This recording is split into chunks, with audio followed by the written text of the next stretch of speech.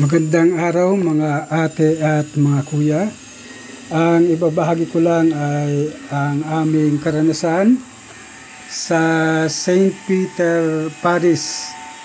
Ito ay ang Shrine of Leaders na matatagpuan sa Commonwealth Avenue pagkatapos ng Eber Butesco.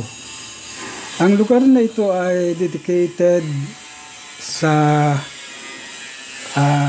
Apostle of St. Peter, na ang St. Peter na ito ay patron ng mga workers, ng mga healers at ng mga leaders.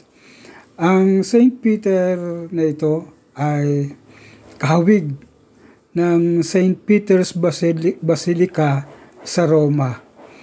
Nang makikita mo, para nakapunta ka na rin sa Roma. At napakaganda ang karanasan ko dito dahil mararamdaman mo ang solemnity ng misa. Salamat po.